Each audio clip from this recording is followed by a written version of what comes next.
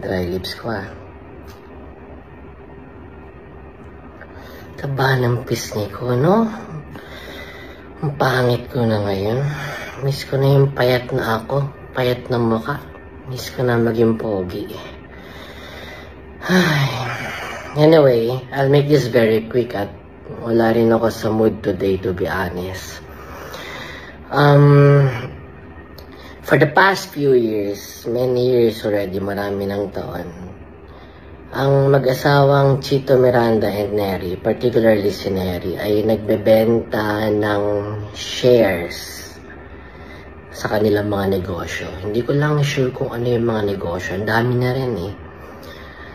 Ang alam ko lang na may recall ako dahil may nakausap ko ng isang investor is yung F&B nila, food and beverage business nila, isa tong restaurant. Hindi ko na lang mapangalanan. So what they're doing for the past few years is, for example, mag-open kami ng panibagong franchise, mag-open kami ng panibagong branch dahil wala kaming pondo. So ibebenta namin shares ng kumpanya. Okay, for this particular branch of this restaurant,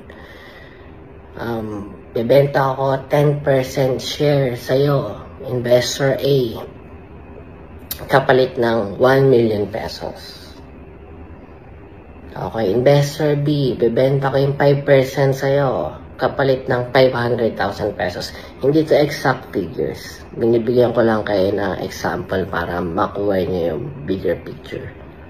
So ngayon, for the past few years, nakarami sila ng branch, nakarami sila ng negosyo, nakarami sila ng kumpanya. And with all these businesses, wala silang puhunan. Alright, I know the feeling, been there, done that, sakit lang sa ulo. Para makalikom sila ng pondo, they keep on selling shares of their businesses, shares of their companies to different investors. And for the past few years, nakarami na sila ng investor. Ngayon, anong nangyari? Hindi kumita yung mga negosyo. So, dismay yung mga investor. Naghabol, nanghingi ng refund. Wala na silang pondo pang refund. Wala naman, nandun na sa mga negosyo or nagastos nila somewhere yun. Sinampahan sila ng kaso. So, may butas sila doon. Kasi, technically speaking, by law, sa mata ng batas, you cannot sell shares or you cannot sell securities to different people if you don't have a secondary license to do it under Securities and Exchange Commission. Dun pa lang may butas siya. Kaya siya nakulong. And maraming investors siya. Multiple counts. So at the same time, nangangako siya na ganito yung earnings. Okay, bibigay ko sa iyo yung 10% ng kumpanya throughout the years.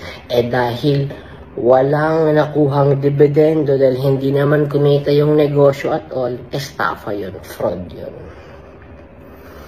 So, yun. Ganun lang kasimple yung chismis. Walang kabet or anything, kaya hindi ito malisyoso, hindi ito controversial. And, to be honest, yung ganitong sistema, talamak talaga ito sa industriya. Napakaraming bars and clubs sa Makati, sa BGC, sa Quezon City, and other parts of Metro Manila or other parts of the Philippines na ganito yung sistema. I'll give you one example. Merong isang famous restaurants with multiple branches in Metro Manila. Itago natin sa pangalang Medyo Lasing na Baboy. Siyempre, may iwas tayo sa libel Medyo Lasing na Baboy. Ngayon, ang market nila to get investors ay mga artista. Kaya kung mapapansin niyo, may mga artista na, si ganito, part owner na tong ganitong restaurant. Ay, si ganitong artista, si ganitong celebrity, ay part owner nitong ganitong bar and club. Paano nangyari yun? Paano sila naging part owner? Kasi bumili sila ng 1% share. Bumili sila ng 2% share. So for example, ako ngayon yung founder ng isang restaurant, ng isang bar or isang club. Lalapit ako ngayon sa Celebrity A. Pag nilapit ako sa Celebrity A, okay, 1% share ng kumpanyang to, ng restaurant na to, kapalit ng 1 million pesos. Exact amount na to. Hindi na to example. 1% ng restaurant na yan is kapalit ng 1 million pesos. Ngayon, bilang celebrity, gusto mo ng prestige na matawag na part owner ka nitong kumpanya ito, part owner ka nitong restaurant ito, part owner ka nitong club dito sa BGC. Papatulan mo ngayon. So, bibili ka ngayon, magkabay ka na 1 million pesos for 1% share. So, imagine, nakalikom sila ng, for example, ako yung founder. Nakalikom ako sa maraming celebrities, maraming investors, maraming businessman ng 49 million pesos. Kapalit ng 49% share. Controlled ko pa rin yung 51%. So, ngayon, pinentahan ko ngayon ito ng mga shares. Nakakuli ko mga 49 billion pesos. Yung 49 million ba yun? Mga gastos ba yun sa isang club, sa isang restaurant, sa isang bar? No. Hindi pa man din nag-o-open yung negosyo. Hindi pa man din nag-o-open yung bar. Hindi pa man din nag-o-open yung club. Hindi pa man din nag-o-open yung restaurant. Yung founder na nagbenta ng shares, tubong lugaw na agad. So, for example, dun sa nabenta niya 49 million pesos, ang ginastos lang talaga sa restaurant, 20M. Yung 29 million, bulsa niya agad yun.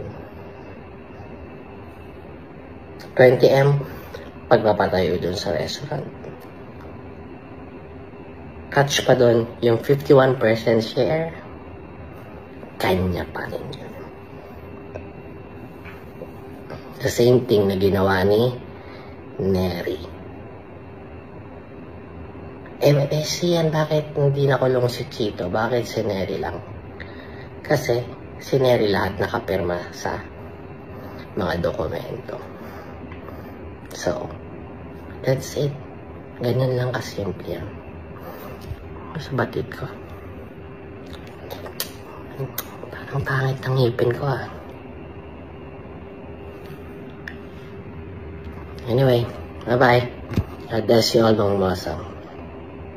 And I pray, no, sana malampasan to nila Chito Miranda. Hirap ng ganyan. Been there, done that. Lesson learned, never again.